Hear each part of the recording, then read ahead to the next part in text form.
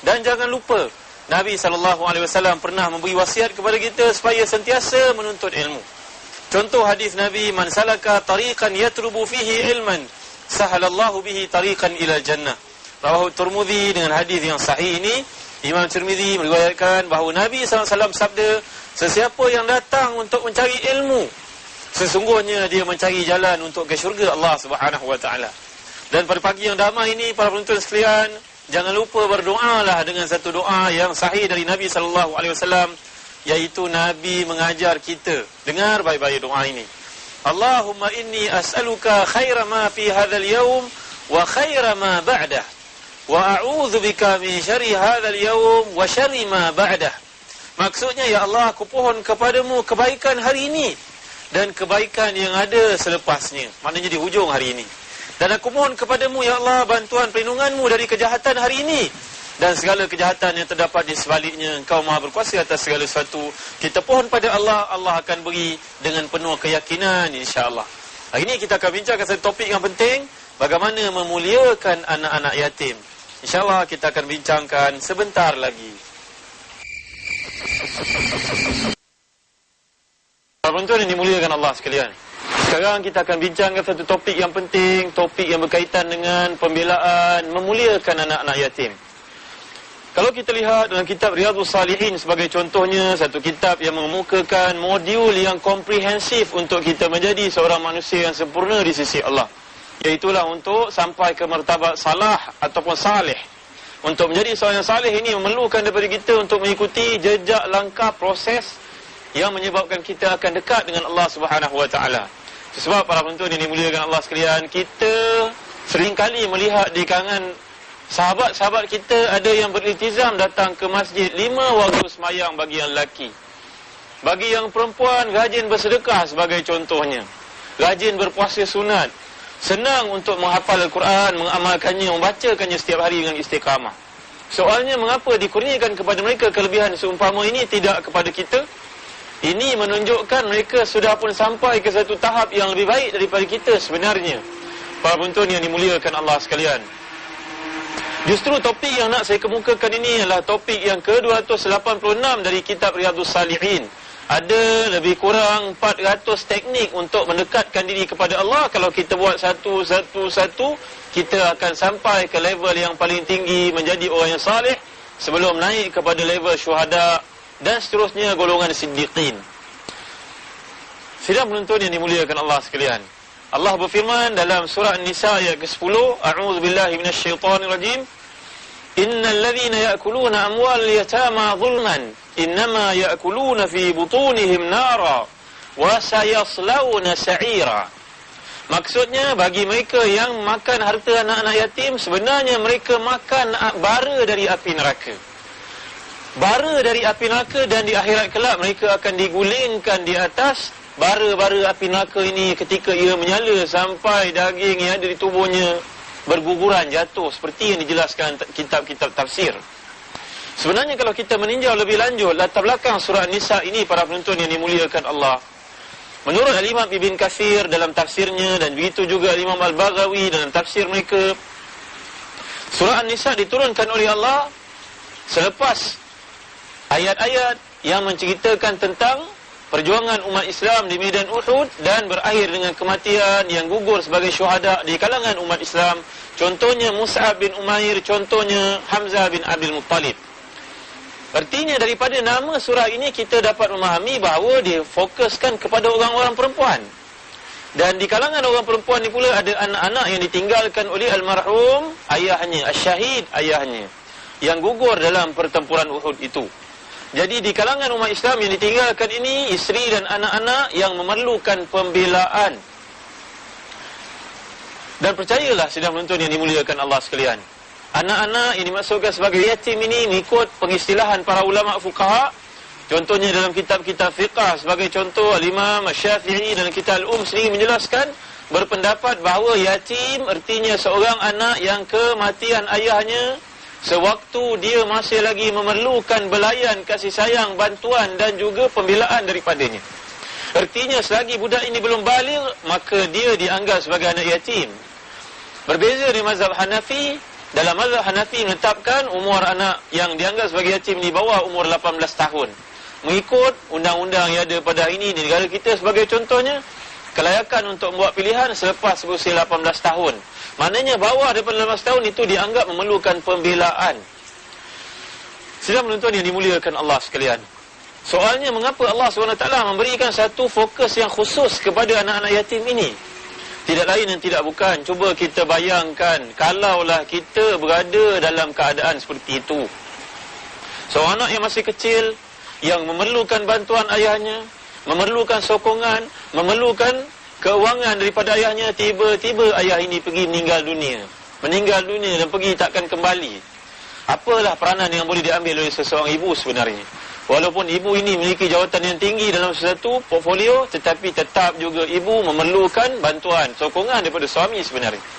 Dengan sebab itu Allah Subhanahu Wa Taala menetapkan dalam fitrah manusia ini, yang kehilangan ayah, dia menjadi sama ada terlalu lemah ataupun terlalu tinggi, terlalu lemah ataupun terlalu kuat. Contoh manusia yang kuat walaupun lahir tidak ada ayah ini ialah Nabi Muhammad sallallahu alaihi wasallam sendiri. Tatkala berusia 4 bulan dalam kandungan ibunya, ayahnya sudah pun meninggal dunia. Tetapi Nabi Muhammad sallallahu alaihi wasallam dibesarkan dalam keadaan penuh semangat, motivasi, sehingga baginda menjadi seorang pemimpin yang hebat. Ini kategori yang pertama. Dan banyak di kalangan yang kategori kedua merupakan golongan yang lahir dalam keadaan ayahnya tidak ada, maka tidak ada satu sokongan yang kuat kepadanya. Fitrah manusia memerlukan satu sokongan, kekuatan, bantuan agar memandu dia, membawa dia menunjukkan jalan yang benar. Itu sebab penonton yang dimuliakan Allah sekalian, saya terbaca satu memori cerita tentang seorang anak yang kehilangan ayahnya waktu kecil, ditulis oleh seorang novelis terkemuka negara, Saudari Fatimah Syarha Muhammad Nurdin. Tajuknya Syabab Musafir Kasih. Menceritakan tentang kehidupan seorang budak yang kehilangan ayah, dibesarkan oleh ibu yang bertugas sebagai seorang pekerja kilang, nak membesarkan anak sekian ramai 8 orang. Dan percayalah, benar apa yang ditulis oleh novelis ini. Biasanya orang yang kehilangan anak, kehilangan ayah, mereka ini biasanya inferiority complex dia tinggi, sikap dalaman, rasa kekurangan diri itu begitu tinggi. Jadi itu sebab dalam proses yang digambarkan di sini merupakan satu memori benar, kisah benar yang berlaku pada kebanyakan anak-anak yatim yang rasa diri mereka terbuang sebenarnya. Itu sebab kalau kita lihat betapa indahnya Islam ini, para penonton yang dimuliakan Allah sekalian, Nabi pernah bersabda, "Laisa minna man lam yuwaqqir kabirana walam yarham saghirana." Bukanlah di kalangan umat Islam ini mereka yang tidak menyayangi anak-anak dan tidak menghormati orang-orang yang lebih tua. Jadi sebenarnya mengapa kita perlu meraihkan anak-anak yatim? Tidak lain tidak bukan mereka baru saja keluar ke muka bumi, mereka tidak dapat buat keputusan, belum ada pengalaman, perlukan bantuan dalam hidup, perlukan keuangan. Jadi bila ketiadaan seseorang ayah untuk menampung proses ini semua akan menyebabkan anak ini serba kekurangan, maka menjadi tanggungjawab ke atas semua umat Islam yang ada kelilingnya untuk membantu menampung kekurangan ini. Kita akan tinjau lebih lanjut selepas ini berkaitan dengan ayat dari surah Nisa, peranan seseorang Muslim kepada anak-anak yatim yang ada kelilingnya, insya-Allah. Para penonton yang dimuliakan Allah sekalian, apakah peranan kita sebagai seorang Muslim kepada anak-anak yatim yang ada keliling kita sebenarnya? Dan sudah pun digambarkan tadi, dimasukkan dengan anak yatim ini ialah mereka anak-anak yang kehilangan ayah sewaktu mereka belum sampai ke umur baligh. Artinya di bawah umur 15 tahun lebih kurang bagi seseorang lelaki ataupun 12 tahun bagi seorang perempuan. Dan biasanya pandangan yang muktamad dalam kebanyakan kanun ataupun undang-undang yang ada di negara-negara umat Islam pada hari ini adalah merujuk kepada usia 18 tahun. Kerana biasanya dalam usia 18 tahun ini mereka akan melalui proses persekolahan, sehingga sampai ke tahap umur itu mereka perlukan bimbingan dan bantuan serta sokongan. Jadi mereka ini dikategorikan sebagai anak yatim. Tapi orang Melayu dia lebih hebat lagi. Dia bukan anak yatim saja, dia anak yatim piatu pula. Kehilangan ayah dipanggil anak yatim, ataupun kehilangan ibu. Tapi bila kedua-duanya pergi sekaligus dipanggil yatim piatu. Dalam Islam tak ada, para penonton sekalian. Yang ada ialah anak yatim. Anak yatim iaitu anak-anak yang memerlukan sokongan daripada kita semua selepas kewafatan ayahnya. Kerana lazimnya, walaupun seseorang anak ini ditinggalkan oleh ayah yang kaya sekalipun, tapi tetap juga harta kekayaan itu tidak bermanfaat kepadanya, kerana dia belum ada hak untuk tasarruf, untuk menggunakan harta tersebut, kerana dalam Islam dia dipanggil mahjur alaihi. Seorang yang dari sudut penguatkuasaan undang-undang mengongkong dia untuk dia menggunakan wang tu dengan sewenang-wenangnya, kerana bimbang kalau dimanipulir, diambil kesempatan oleh orang-orang yang tidak bertanggungjawab. Para penonton yang dimuliakan Allah sekalian, memuliakan anak yatim ini dalam arti kata yang sebenarnya, sebelum saya pergi lebih lanjut, saya nak bawakan gambar senario yang perlu kita fikirkan, kita fahami bersama-sama. Dalam kehidupan, bila ditakdirkan Allah SWT berlaku kematian pada seseorang lelaki, yang mana lelaki ini memiliki anak-anak, maka orang Islam kelilingnya perlu mengambil kesempatan untuk menjaga anak ini dan anggaplah dia sebagai pahala dari Allah SWT. Sebab itu bila Ja'far bin Abi Talib meninggal dunia dalam peperangan di Mu'tah, maka Nabi SAW telah bersabda kepada sekalian rukun tetangga, jiran-jiran yang duduk berdekatan dengan keluarga Ja'far. Apa pesan Nabi? Isna'u li'ala Ja'far ta'aman fa innahu kad atahum syai'un. Atau kama qala Rasulullah SAW dalam hadis sahih ini, Nabi berpesan kepada semua orang Islam supaya meraihkan keluarga Ja'far, kerana Ja'far sudah meninggal dunia dan dia meninggalkan isteri dan anak-anak yang memerlukan perhatian dari kamu semua. Jadi lumrahnya, fitrahnya manusia, bila kehilangan tempat pergantungan, para penonton yang dimuliakan Allah sekalian, dia seolah-olah kehilangan arah tuju dalam hidup. Itu sebabnya Allah SWT mengingatkan kita sebagai umat Islam, dan Nabi Muhammad SAW mengingatkan kita sebagai umat baginda supaya melihat perkara ini sebagai tanggungjawab.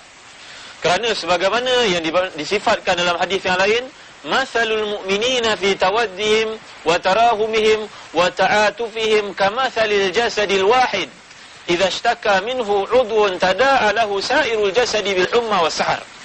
Maksudnya bandingan orang Islam di antara satu sama lain seperti satu bangunan, seperti satu tubuh dalam hadis ini. Bila satu anggota sakit, yang lain turut merasa kesakitan itu. Tidak boleh kalau tangan kita sakit, tangan yang sebelah lagi mengatakan, kamu sakitlah, saya nak tidur.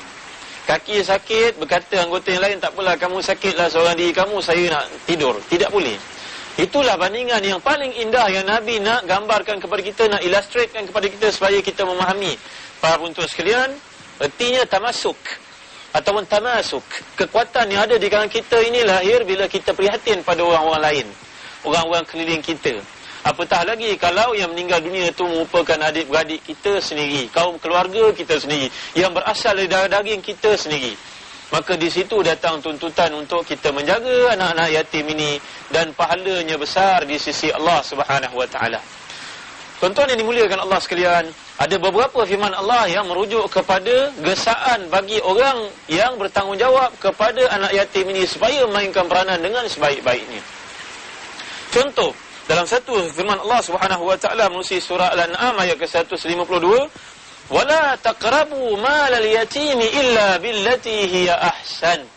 Wahai orang beriman, janganlah kamu mendekati pun dah bahaya sebenarnya kalau kamu tidak ada satu-satu perancangan yang teliti nak menggunakan harta yatim, nak dibelanjakan, nak diinvestkan dengan cara yang betul. Mendekati itu satu kesalahan maksud ayat ini. Mendekati dan berkata tidak ada ilmu, kita ambil tanggungjawab tersebut, akhirnya kita merosakkan amanah yang ditinggalkan itu. Ini nombor dua. Nombor tiga, kalau kita lihat pesan Allah SWT menerusi ayat yang lain, iaitu ayat yang ke-220 surah Al-Baqarah, a'udzubillahi minasyaitonirrajim, wa yas'alunaka 'anil yatama qul islahul lahum khair fa in tukhalituhum fa ikhwanukum wallahu ya'lamul mufsida minal muslih. Mereka bertanya kepadamu wahai Muhammad tentang anak-anak yatim. Jawabkan kepada mereka, kalau kamu bergaul, menjaga mereka dengan sebaik-baiknya, itu menandakan tanda ketakwaan kepada Allah, dan Allah mengetahui di antara orang yang nak buat kebaikan dan orang yang nak melakukan kerosakan. InsyaAllah para penonton yang dimuliakan Allah, kita sambung lagi selepas ini untuk diskusi lanjut, dan kita lihat di mana peranan kita sebenarnya yang boleh kita mainkan untuk menjadi orang yang saleh, kerana menghargai, membela, memuliakan anak yatim merupakan jalan ke syurga Allah sebenarnya. Kita sambung sebentar lagi.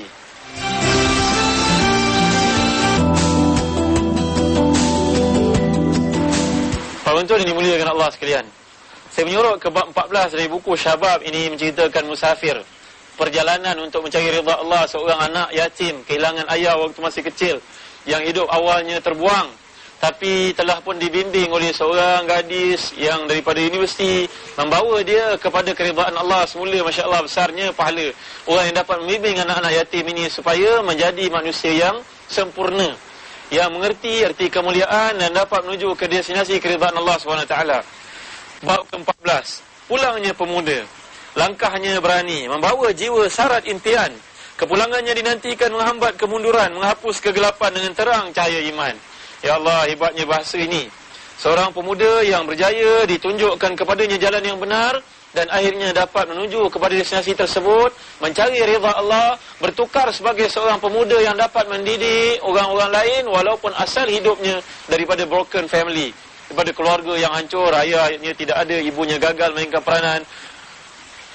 Sidang penonton yang dimuliakan Allah sekalian, adakah sidang penonton mengetahui bahawa sebenarnya setiap kita ni ada potensi untuk menjadi orang yang paling baik, dan ada potensi untuk menjadi orang yang paling jahat sekali sebenarnya.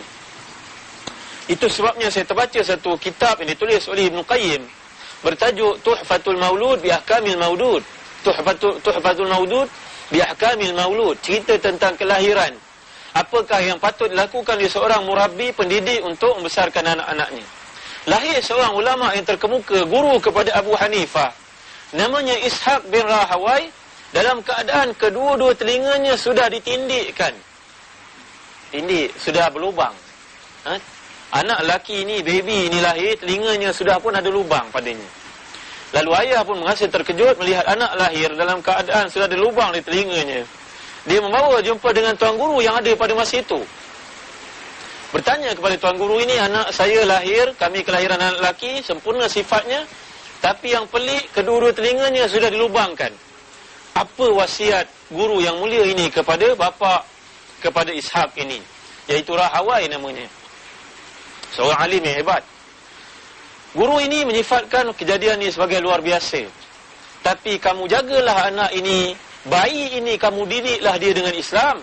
Kerana kalau kamu gagal didik dia sebagai seorang Islam, imma dia jadi seorang alim yang terkemuka, ataupun imma dia jadi seorang orang yang menderhaka pada Tuhannya.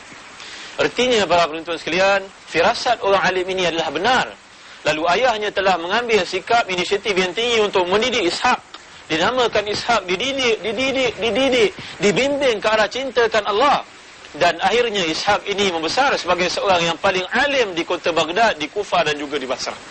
Dan dialah yang telah mendidik Imam Abu Hanifah sehingga menjadi tonggak kepada masyarakat di Baghdad pada waktu itu dengan penubuhan mengasaskan mazhab yang penting, mazhab Abu Hanifah, mazhab Hanafi. Artinya dalam hidup ini sebenarnya setiap anak-anak yang dilahirkan itu seperti yang Nabi sifatkan, kullu mauludin yuladu alal fitrah, fa abawahu yuhawilanihi aw yunasiranihi aw yumajjisanihi. Setiap anak dilahirkan bersih, tapi peranan kita kelilingnya untuk mendidik sama ada dia jadi Yahudi ataupun Nasrani ataupun Majusi. Sungguh tegas mesej yang Nabi kemukakan dalam hadis sahih riwayat Bukhari dan Muslim ini. Para penonton dimuliakan Allah sekalian, anak-anak yatim perlukan perhatian. Bagaimanakah sokongan yang boleh kita berikan? Nasihat yang pertama, kerana Allah dan Rasulnya. Bila berlaku satu-satu kematian pada seorang ayah, orang Islam yang duduk keliling mestilah memerhatikan apakah peranan yang perlu mereka lakukan. Antara yang paling penting, mestilah mereka berhimpun, berbincang bagaimana nak mengambil peranan menjaga anak-anak yang ditinggalkan ini. Maklumlah musibah ini berlaku tidak mengira waktu dan masa. Kalau Allah takdirkan begitu, begitulah. Innama amruhu idza arada syai'an an yaqula lahu kun fayakun. Umat Islam mesti berperanan memberi sokongan kepada keluarga yang ditinggalkan ini, yang ditimpa musibah ini, sebagaimana wasiat Nabi kepada keluarga yang duduk keliling, keluarga Ja'far yang meninggal dunia, yang mati syahid di medan Mu'tah. Ini yang pertama. Yang kedua, tubuhkanlah satu unit, satu badan yang memegang amanah, yang dapat didik, jaga kepentingan anak-anak yang ditinggalkan ini. Dan tetapkan di kalangan ahli-ahli ini supaya berbanyak sumbangan yang kamu boleh berikan. Apa bentuk sumbangan yang kau boleh berikan? Kadang-kadang kita duduk dekat dengan rumah anak yatim, kita tidak dapat menyumbang keuangan, tidak mengapa para penonton dimuliakan Allah sekalian. Pergi ke rumah anak yatim, ziarah anak-anak yatim. Tengok kadang-kadang waktu petang anak yatim ni duduk di tepi-tepi pokok, di bawah pokok, memerhatikan masa depan yang belum pasti. Pergi ke anak yatim ini seperti yang ada dalam asar yang sahih. Peganglah kepala anak-anak yatim ni dan berilah semangat kepadanya, berilah bantuan apa yang boleh kita berikan. Kadang-kadang kita tak mampu, psikologi kita tak mampu kawal. Barangkali kita jumpa, kita menangis, kita sedih, tak mengapa. Kita pergi ke rumah anak yatim ni, kita lihat apa semangat yang boleh kita buat. Sebagai contohnya, kita bersihkan rumah anak yatim. Kita seorang yang ahli di sudut pembinaan, kita seorang kontraktor. Kita boleh bersihkan rumput-rumput yang ada. Kita boleh bersihkan tandas yang ada. Kita boleh menyediakan ampayan untuk mereka menyedai baju. Ini sumbangan yang kadang-kadang kita nafikan para penonton dimuliakan Allah sekalian. Ini nombor 2. Yang ketiga, sebagai seorang Islam, kita mestilah sentiasa beri semangat, sokongan kepada rumah-rumah anak yatim yang diadakan. Dalam apa bentuk sekalipun, kalau kita seorang ustaz, kita datang untuk menyampaikan kuliah, membantu anak yatim, mendidik orang-orang di sini, memberi sokongan moral apa sahaja yang kita mampu. Dan para penonton yang dimuliakan Allah sekalian, jangan lupa untuk banyak berdoa kepada Allah Subhanahu Wa Taala yang Nabi SAW ajar kita. Sebenarnya bila kita melihat orang ditimpa musibah, contohnya anak-anak yatim yang kehilangan ayah ini sewaktu kecil, Nabi mengajar kita satu doa. Antara doa ini, Allahumma ajurni fi musibati wa akhlif li khairan minha. Hadis ini riwayat Bukhari dan Muslim. Ajar anak ini supaya baca, ya Allah ya Tuhanku, berilah kepadaku ganjaran atas musibah yang menimpa ini dan gantikan untukku yang lebih baik daripadanya. Ini perkara yang pertama, doa yang pertama. Doa yang kedua yang boleh kita amalkan, Alhamdulillahillazi afani mimma ibtalaka bihi wa faddalani ala kathirin mimman khalaqa tafdila. Alhamdulillah, syukur pada Allah yang telah menyelamatkan aku daripada ujian seperti ini. Sungguhnya Allah telah melebihkan aku di atas banyak hamba-hambanya yang lain dengan kurniaan yang berlipat ganda. Tapi jangan baca depan anak yatim ni pula dalam bahasa Melayu, terperanjat anak yatim ni nanti. Ini adab kita. Bila kita melihat orang ditimpa musibah, kita baca doa ini. Nabi menjelaskan kamu tidak akan ditimpa musibah seperti itu. Mudah-mudahan penonton dimuliakan Allah sekalian, ini beberapa perkara yang boleh kita lakukan. Ingat, menjaga anak yatim, membela mereka merupakan tanggungjawab setiap individu muslim, dan itulah jalan ke syurga Allah Subhanahu Wa Taala. Mudah-mudahan Allah berkati kita. Kita berjumpa pada siri akan datang. Wassalamualaikum warahmatullahi wabarakatuh.